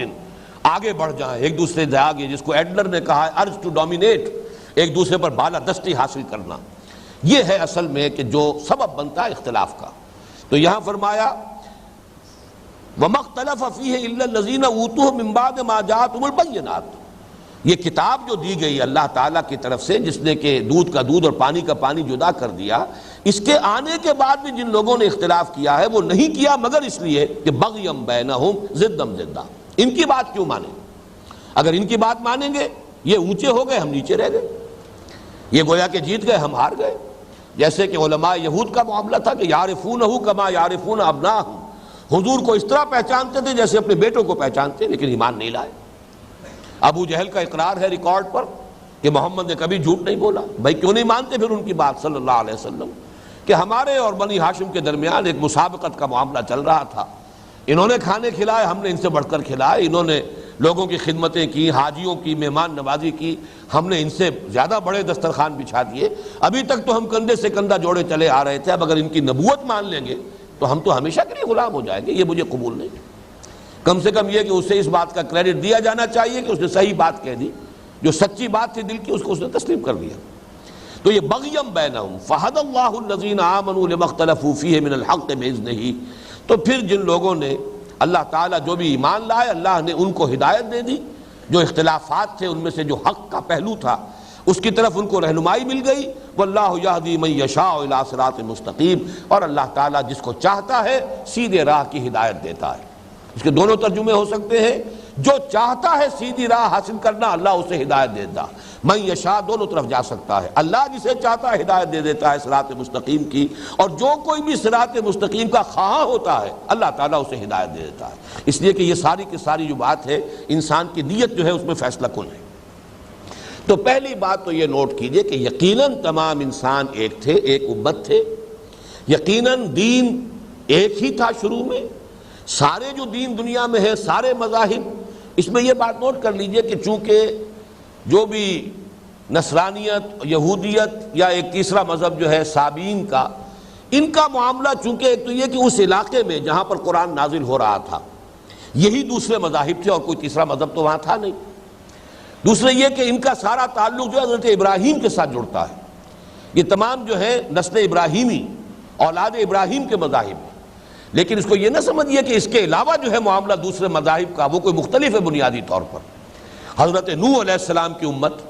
ان کے نہ معلوم کہاں کہاں اس کے گوشے پہنچے ہوں گے، اس لیے کہ حضرت ابراہیم کے بعد تو یقیناً حضرت ابراہیم کے نسل ہی میں سے انبیاء آئے ہیں، لیکن حضرت نوح اور حضرت ابراہیم کے درمیان تو حضرت نوح کی جو اولاد کی جو دو اور شاخیں ہیں، حضرت حام کی نسل ہے، حضرت یافس کی نسل ہے، کیسے ممکن ہے کہ ان میں کوئی نبی نہ آیا ہو؟ یہ بات قرآن سے ثابت ہوتی ہے کہ حضرت ابراہیم کے بعد نبوت جو ہے یہ یقیناً حضرت ابراہیم علیہ السلام کی نسل ہی میں ہے، لیکن اس سے پہلے حضرت نوح علیہ السلام کی نسل، اور حضرت نوح علیہ السلام کی نسل کی صرف ایک شاخ ہے جو حضرت ابراہیم جس سے تعلق رکھتے ہیں، یعنی حضرت سام کی اولاد میں سے حضرت حام، حضرت یافس، ان کی نسل میں بھی انبیاء آئے ہوں گے، لیکن یہ کہ ان کی شریعتیں دور دور کے علاقوں میں پھیل گئیں، ان کے اندر جو ہے فرق و تفاوت اتنا زیادہ ہو گیا، اس میں صورت جو ہے اتنی تبدیل ہوتی چلی گئی کہ پہچانی ہوئی صورت بھی پہچانی نہیں جاتی، یہ تو شکل ہو گئی ہے، لیکن اصولاً یہ ماننا پڑے گا کہ دنیا میں تمام مذاہب یقیناً اسی ایک درخت کی شاخیں رہی ہے، چاہے وہ شاخیں کٹ گئیں، بہت دور نکل گئیں، یہ جیسے کہ بڑھ کے درخت میں ہوتا ہے کہ اس کی شاخیں جو ہے بسا اوقات جو ہے وہ ایڈوینٹیشس روٹس جو ہے بنا کر اور وہ بالکل ایک نئے درختوں کی شکل اختیار کر لیتی ہیں، تو وہ شکل میں تو نظر آئیں گے کہ یہ مذاہب جو ہے بالکل مختلف ہیں، ان کا کوئی تعلق ہی نہیں، کوئی بھی مشابہت کا پہلو نہیں ہے، لیکن یہ کہ اصولاً ان دو آیات کے حوالے سے قرآن مجید کی حکمت اور فلسفے کی اس بات کو اپنے ذہن میں بٹھا لینا چاہیے کہ تمام مذاہب دنیا کے جو ہیں وہ یقیناً اصل دین اسلام ہی کی بگڑی ہوئی شکلیں ہیں، انہی میں تغیر و تبدل کے ذریعے سے وجود میں آئے ہیں۔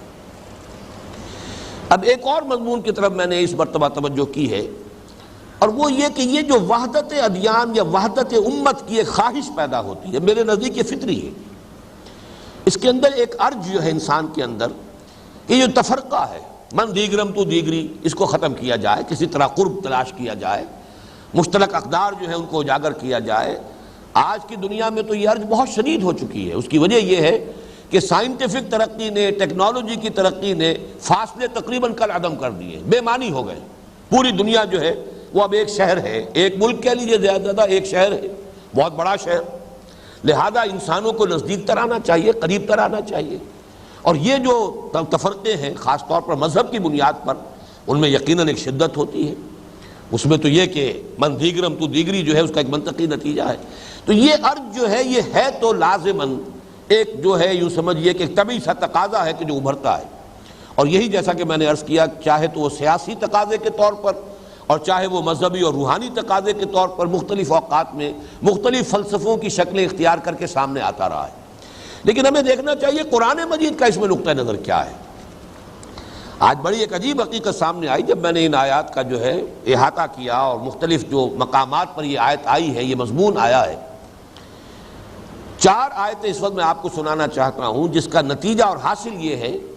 کہ اللہ تعالیٰ کے ہاں یہ شے کوئی پسندیدہ اور مقصود و مطلوب کے درجے میں ہے ہی نہیں جو تمہیں پسند ہے۔ اخری تحبونہا، یہ تمہیں پسند ہوگی، اللہ تعالیٰ کا تو اصول ہی کچھ اور ہے، وہ اصول کیا ہے؟ وَلَوْ شَاءَ اللَّهُ لَجَعَلَهُمْ أُمَّةً وَاحِدَةً، اگر اللہ چاہتا، یہ سورۃ الشورى کی آیت نمبر 8، وَلَوْ شَاءَ اللَّهُ لَجَعَلَهُمْ أُمَّةً وَاحِدَةً وَلَكِنْ يُدْخِلُ مَن يَشَاءُ فِي رَحْمَتِهِ وَالظَّالِمُونَ مَا لَهُم مِّن وَلِيٍّ وَلَا نَصِيرٍ۔ اللہ چاہتا تو تمام انسانوں کو ایک امت بنا دیتا، اللہ کے اختیار سے بعید نہیں، اللہ کی قدرت سے کہیں بعید نہیں، لیکن نہیں، اللہ کا یہ فیصلہ نہیں ہے۔ اللہ کا فیصلہ کیا ہے؟ وہ تو جس کو چاہے گا اپنی رحمت میں داخل کرے گا، یا یہاں بھی آپ یشاء کا مفہوم دوسرا لے سکتے ہیں، جو واقعتاً خواہش مند ہوگا تاکہ وہی صرف جنت میں داخل ہو، وہی اللہ کی رحمت میں داخل ہو۔ یہ نہیں کہ سب کے سب لوگ جو ہیں ان کو ایک تھوک کے حساب سے جو اللہ تعالیٰ اپنی جنت میں داخل کر دے۔ آخر یہ انسان کو اللہ تعالیٰ نے امتحان کے لیے پیدا کیا ہے، ایک چھانٹی ہونی ہے۔ خلق الموت والحیات لیبلوکم ایکم احسن عملا، اس کا منطقی تقاضا یہ ہے کہ بہرحال یہ اختلاف برقرار رہے گا،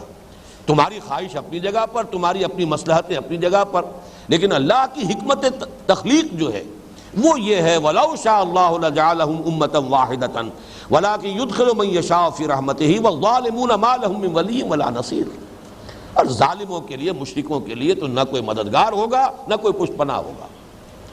اس کے بعد دیکھیے سورۃ النحل کی آیت نمبر 93، دیکھیے کس قدر تکرار کے ساتھ تقریباً وہی الفاظ آ رہے ہیں۔ وَلَوْ شَاءَ اللَّهُ لَجَعَلَكُمْ أُمَّةً وَاحِدَةً، فرق صرف یہ ہے لَجَعَلَهُمْ أُمَّةً وَاحِدَةً، وہ ضمیر جو ہے غائب کی تھی، یہاں ضمیر خطاب کی ہے، حاضر کی ہے۔ وَلَوْ شَاءَ اللَّهُ لَجَعَلَكُمْ أُمَّةً وَاحِدَةً وَلَكِنْ يُضِلُّ مَن يَشَاءُ وَيَهْدِي مَن يَشَاءُ وَلَتُسْأَلُنَّ عَمَّا كُنتُمْ تَعْمَلُونَ۔ اللہ چاہتا تو تم سب کو ایک ہی امت بنا دیتا، اس کے اختیار سے بعید نہیں تھا، لیکن نہیں،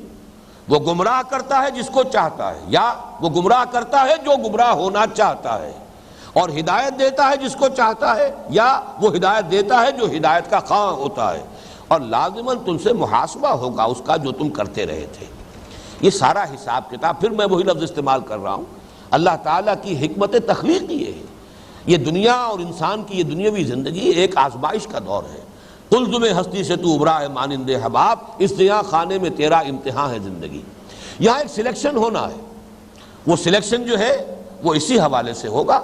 کہ جو چاہے گا اللہ تعالیٰ اسے ہدایت دے گا، اور جو ضلالت اور گمراہی کو اختیار کرے گا اللہ تعالیٰ، جیسے کہ سورہ صف میں ہم نے پڑھا فَلَمَّا زَاغُوا أَزَاغَ اللَّهُ قُلُوبَهُمْ، جب وہ کج ہو گئے اللہ نے ان کے دلوں کو بھی کج کر دیا۔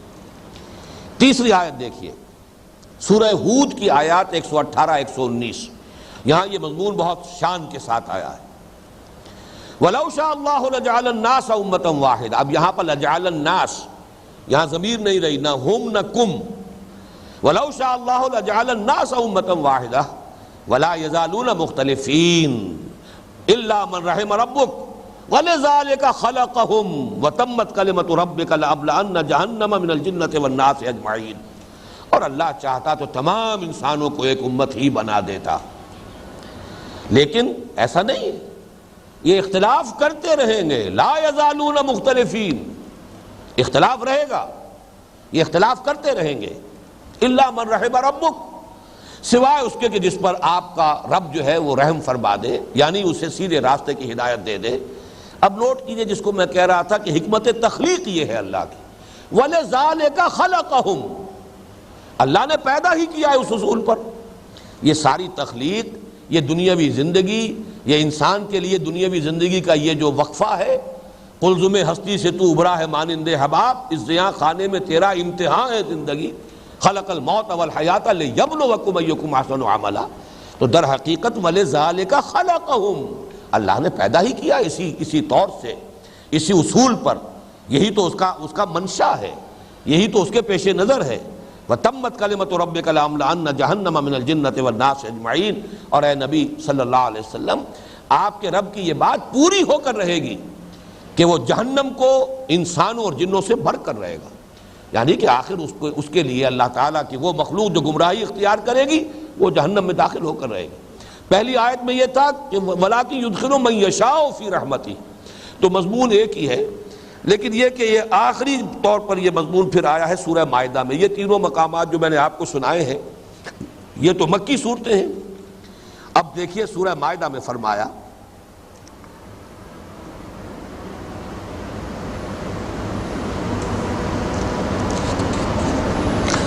وَأَنزَلْنَا إِلَيْكَ الْكِتَابَ بِالْحَقِّ مُصَدِّقًا لِمَا بَيْنَ يَدَيْهِ مِنَ الْكِتَابِ وَمُهَيْمِنًا عَلَيْهِ فَاحْكُم بَيْنَهُم بِمَا أَنزَلَ اللَّهُ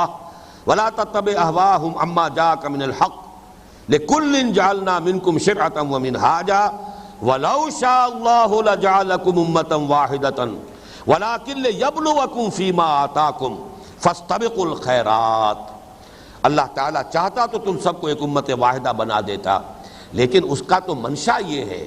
اس کے پیش نظر یہ ہے لِيَبْلُوَكُمْ فِيمَا آتَاكُمْ، یہ وہی آ گیا خلق الموت والحیات لِيَبْلُوَكُمْ أَيُّكُمْ أَحْسَنُ عَمَلًا لِيَبْلُوَكُمْ فِيمَا آتَاكُمْ، تاکہ تمہیں آزمائے جو کچھ تمہیں دیا ہے اس میں۔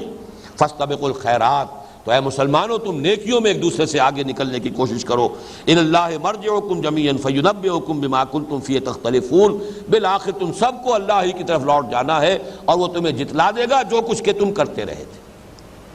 تو یہ جو ایک ارج سی پیدا ہوتی ہے، خواہش پیدا ہوتی ہے، خواہ وہ ایک سیاسی تقاضے کے طور پر، خواہ وہ ویسے ہی جو آج کے حالات ہیں دنیا کے اس کے حوالے سے، لیکن اچھی طرح سمجھ لینا چاہیے اللہ تعالیٰ کی حکمت تخلیق کے وہ منافی ہیں۔ یہاں تو سیدھی سیدھی بات الحق من ربک فلا تکونن من الممترین، جو حق ہے اس کا بول بالا کرو، اس پر جمے رہو، اس پر ڈٹے رہو۔ خام خواہ صرف یہ رواداری کے نقطہ نگاہ سے اور صرف کوئی یکجہتی پیدا کرنے کے لیے اور کوئی اتحاد پیدا کرنے کے لیے ان چیزوں میں کہیں کوئی گیو اینڈ ٹیک کا معاملہ کرنا، کہیں کمپرومائز کرنا، جیسے کہ فرمایا گیا حضور سے لن ترضى عنك اليهود ولا النصارى حتى تتبع ملتهم، یہ آپ کی بات جو ہے یہ ہرگز راضی نہیں ہوں گے آپ سے جب تک کہ آپ ان کا اتباع نہ کریں، ان کی پیروی نہ کریں۔ وَدُّوا لَوْ تُدْهِنُوا فَيُدْهِنُونَ، وہ تو چاہتے ہیں کہ ذرا آپ ڈھیلے پڑے، مداہنت کرنے کے لیے تیار ہو جائیں، وہ بھی مداہنت کریں گے، لیکن نہیں۔ فَاسْتَقِمْ كَمَا أُمِرْتَ وَلَا تَتَّبِعْ أَهْوَاءَهُمْ، آپ ڈٹے رہیے جیسے کہ حکم آپ کو دیا گیا ہے۔ اور اسی کا تعلق اصل میں اس حدیث سے بھی جڑتا ہے کہ حضور نے فرمایا بدأ الاسلام غریبا وسیعود کما بدأ فطوبى للغرباء، کہ اسلام کا آغاز ہوا اس حال میں کہ وہ غریب تھا، غریب سے مراد اجنبی، اس کے جاننے پہچاننے والے بہت کم تھے، پھر اسے غلبہ حاصل ہوا تو جو غالب ہو طاقتور ہو اس کے تو سبھی دوست ہیں، سبھی جاننے پہچاننے والے ہیں، لیکن فرمایا فَسَيَعُودُ كَمَا بَدَأَ، عن قریب یہ اسلام پھر ویسا ہی ہو جائے گا جیسے شروع میں تھا، اگرچہ مسلمان بہت ہوں گے اسلام غریب اجنبی ہو جائے گا۔ مسلمان تو نہ معلوم کتنے رہے، آپ کو معلوم ہے کہ آج بھی بلین کے قریب بلکہ اس سے زائد ہیں، اسلام کہاں ہے؟ اسلام اجنبی ہے۔ آج آپ اس اصل اسلام کا دامن تھام کر زندگی گزارنا چاہیں اپنے معاشرے کے اندر جو ہے نکو بن جائیں گے، آپ کا بائیکاٹ ہوگا، آپ سے کوئی ملنا پسند نہیں کرے گا، آپ کے ساتھ کوئی رشتہ داری جو ہے وہ لوگوں کو گوارا نہیں ہوگی، اس لیے کہ آپ تو دقیانوسی شمار ہوں گے، آپ تو رجعت پسند شمار ہوں گے۔ تو فرمایا فطوبى للغرباء، مبارکباد ہے ان لوگوں کے لیے کہ جو خود اجنبی ہونا گوارا کر لیں لیکن اسلام کے دامن کے ساتھ جڑے رہیں۔ اللہم وفقنا لہذا، اللہ تعالی ہم سب کو اس کی توفیق عطا فرمائے۔ اب اس سلسلے میں ایک اور دلیل نوٹ کیجئے اور وہ ہے میثاق النبیین آل عمران 81۔ یہ بہت اہم آیت ہے قرآن مجید کی۔ قرآن مجید سے اگر استدلال کرنا ہے ان آیتوں سے تو جیسا کہ میں نے عرض کیا سورہ بقرہ کی جو آیت اس وقت ہمارے زیر مطالعہ ہے اس کے اعتبار سے تو سیاق و سباق فیصلہ کن ہے۔ جب 5ویں رکوع میں ہے ہی سارا مضمون حضور صلی اللہ علیہ وسلم اور قرآن پر ایمان لانے کی دعوت، اور باقی یہ سارا کا سارا جو ہے اس کے تابع ہے، تو اس کو اس سے خارج کر دینا جو ہے وہ بالکل یوں سمجھیے کہ ڈھٹائی والی بات ہے۔ اس سے وہ نتیجہ آئسولیٹ کر کے اسے علیحدہ رکھ کر سیاق و سباق سے کاٹ کر وہ نتیجہ نکالنا یہ سوائے ڈھٹائی کے اور کچھ نہیں۔ لیکن ایک دوسرا جو دلیل ہے وہ دیکھیے، یہ سورہ آل عمران کی آیت نمبر 81 ہے۔ وَإِذْ أَخَذَ اللَّهُ مِيثَاقَ النَّبِيِّينَ، اور ذرا یاد کرو جب کہ اللہ نے تمام انبیاء سے ایک میثاق لیا تھا۔ اب یہ بھی نوٹ کرنے کی جگہ ہے قرآن مجید کی، جیسے کہ وہ میثاق الست تھا، الست بربکم قالوا بلی، تمام انسانوں سے میثاق لیا، تو ظاہر بات ہے کہ اس سے ثابت ہوتا ہے کہ تمام ارواح انسانی پہلے پیدا کی گئی ہیں۔ ان اجساد اور اجسام، یہ جو ہمارا فزیکل اور باڈیلی کریشن ہے اس کا سلسلہ بعد میں شروع ہوا ہے، لیکن اسپرچول کریشن ارواح کی شکل میں الارواح جنود المجندہ یہ بہت پہلے ہو گیا تھا، اور تمام انسانوں کی ارواح موجود تھی جن سے اللہ تعالیٰ نے وہ عہد لیا تھا الست بربکم قالوا بلی۔ اسی میں خصوصی اس ایک میثاق وہ تو سب سے تھا، تمام انسانوں سے، لیکن ان میں سے ان کی ارواح کے جن کو نبوت سے سرفراز کیا جانا تھا، آخر حضرت آدم کی روح بھی تو اس وقت موجود تھی، حضرت ابراہیم کی روح بھی موجود تھی، حضرت محمد صلی اللہ علیہ وسلم کی روح پر نور جو ہے وہ بھی وہاں موجود تھی، تو یہ تمام ان سے کیا عہد لیا گیا وہ اب نوٹ کیجئے۔ وَإِذْ أَخَذَ اللَّهُ مِيثَاقَ النَّبِيِّينَ لَمَا آتَيْتُكُم مِّن كِتَابٍ وَحِكْمَةٍ ثُمَّ جَاءَكُمْ رَسُولٌ مُصَدِّقٌ لِّمَا مَعَكُمْ لَتُؤْمِنُنَّ بِهِ وَلَتَنصُرَنَّهُ۔ دیکھیے جب میں آپ میں سے کسی کو کتاب دوں گا، حکمت دوں گا، اور پھر ان کے بعد کوئی اور نبی آئے گا جو تصدیق کرتا ہوا ہوگا اس کی کہ جو ان کو دیا گیا تھا، تو تم لازماً ان پر ایمان لاؤ گے اور تم لازماً اس کی مدد کرو گے۔ یعنی مراد کیا ہے؟ ایک نبی آئے، اللہ نے انہیں کتاب دی، اللہ نے انہیں حکمت سے نوازا، ان کے پیروکار ہیں، وہ ایک امت بن گئے۔ اب اس کے بعد ایک اور نبی آ گئے، تو گویا کہ سابقہ انبیاء کے پیروکاروں پر لازم ہے یہ لَتُؤْمِنُنَّ بِهِ وَلَتَنصُرُنَّهُ، تم لازماً ان پر ایمان لاؤ گے، تمہارے لیے لازم ہوگا کہ ان پر ایمان لاؤ، وَلَتَنصُرُنَّهُ، اور اس کی مدد کرو۔ قَالَ أَقْرَرْتُمْ وَأَخَذْتُمْ عَلَى ذَلِكُمْ إِصْرِي، اللہ نے یہ بات کہہ کے فرمایا، سوال کیا، کیا آپ لوگوں نے اقرار کیا؟ تمام انبیاء موجود ہیں، کیا آپ لوگوں نے اقرار کیا اور اس پر میرے عہد کو اور میرے اس میثاق کو قبول کیا؟ قالوا اقررنا قال فاشهدوا وانا معكم من الشاہدین، تو انہوں نے کہا ہم نے اقرار کیا، فرمایا آپ گواہ رہنا اور میں بھی تمہارے ساتھ گواہ ہوں۔ ظاہر بات ہے ہر نبی کی امت سے جب اللہ تعالیٰ نے یہ عہد لیا ہے تو آپ کیسے کہہ سکتے ہیں کہ انبیاء پر بس اپنے اپنے نبی کے اوپر ایمان رکھنا کافی ہو جائے گا نجات کے لیے؟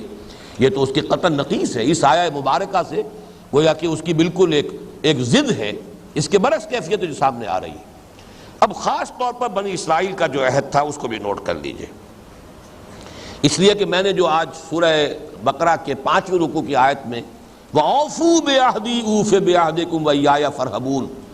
بنی اسرائیل سے خاص طور پر جو کہا جا رہا ہے میرا عہد پورا کرو تاکہ میں تم سے اپنا عہد پورا کروں،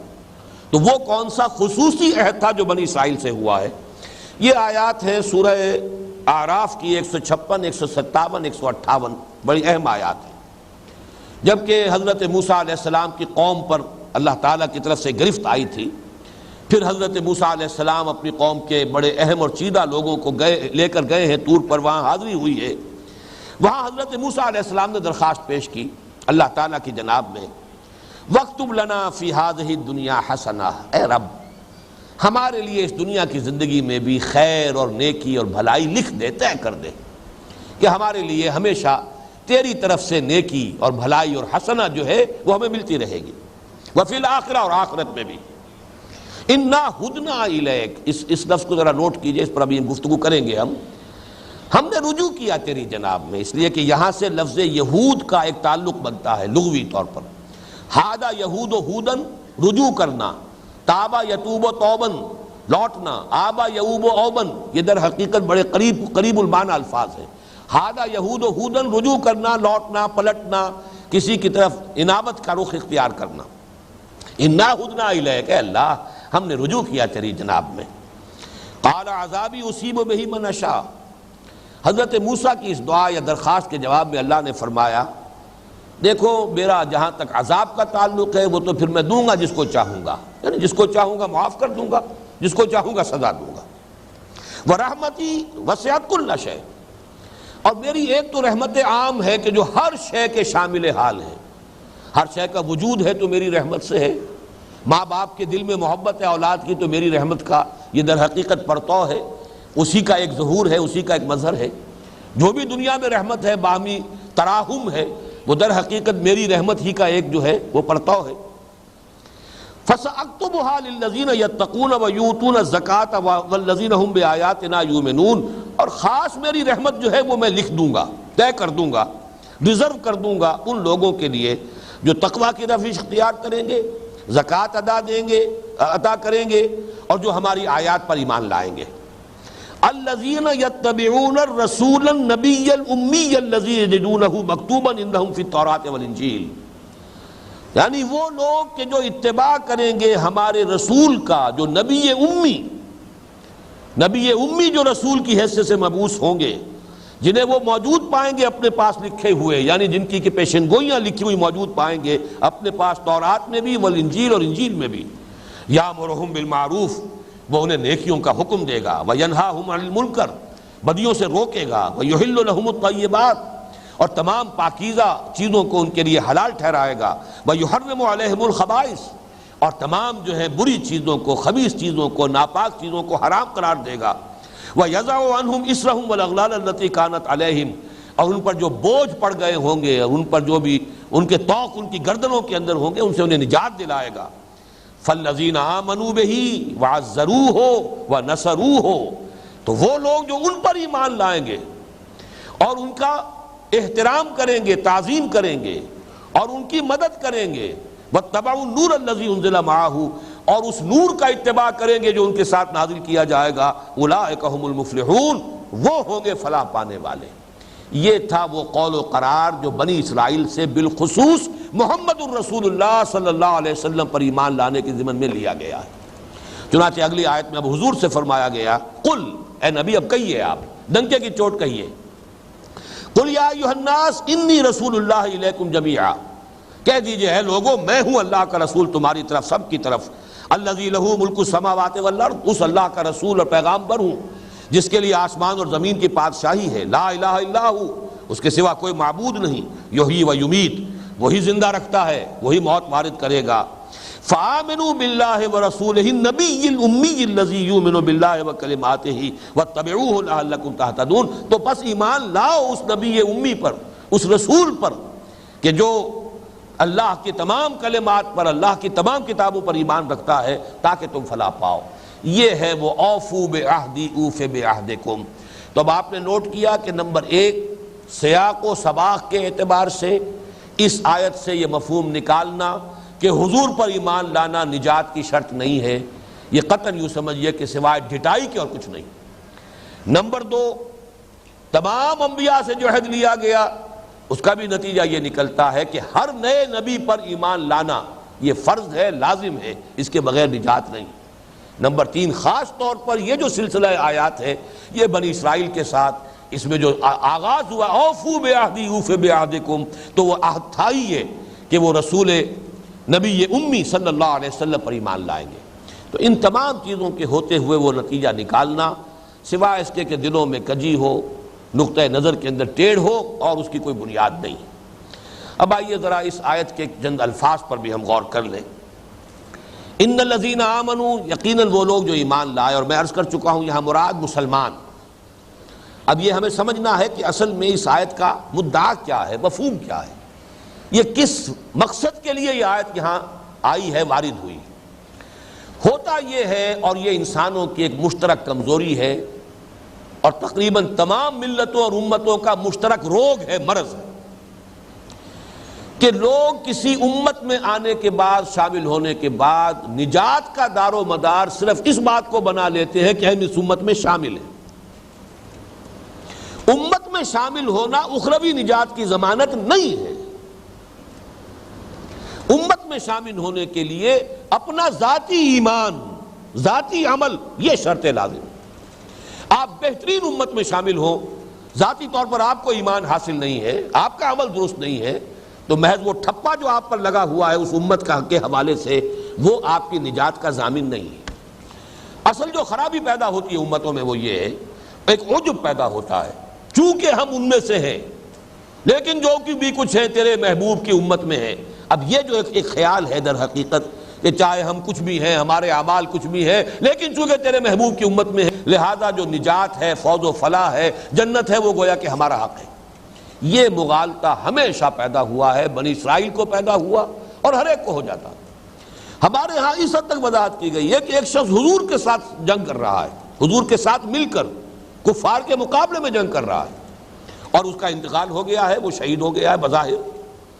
لوگ کہتے ہیں شہید ہو گیا، جنت میں چلا گیا، حضور فرماتے ہیں میں نے تو اسے جہنم میں دیکھا ہے۔ چاہے وہ حضور کے ساتھ آیا ہے، جنگ کرتا ہوا مارا گیا ہے، حضور کے ساتھ اس نے جنگ میں حصہ لیا ہے، لیکن یہ کہ خود جہنمی ہے۔ کیوں جہنمی ہے؟ کہ ہو گیا تھا مجروح، زخمی ہو گیا تھا، شدید زخمی تھا، اور زخم کے اس درد کو اس کی تاب نہیں لا سکا، برداشت نہیں کر سکا، خودکشی کر لی، خودکشی کی بنا پر جہنم میں چلا گیا۔ یہ معاملہ سیدھا سیدھا۔ حضور سے پوچھا گیا کوئی شخص جنگ کرتا ہے اللہ کی راہ میں لیکن صرف اپنی شجاعت کے اظہار جو ہے اس کے سامنے ہے، مقصود یہ ہے ڈنکا بج جائے میری شجاعت کا، میری بہادری کا، یا کوئی حمیت جاہلی کی وجہ سے کہ مہم حضور نے بھیجی ہے کسی ایسے قبیلے کی طرف جس کے ساتھ خاندانی لڑائی چلی آ رہی تھی،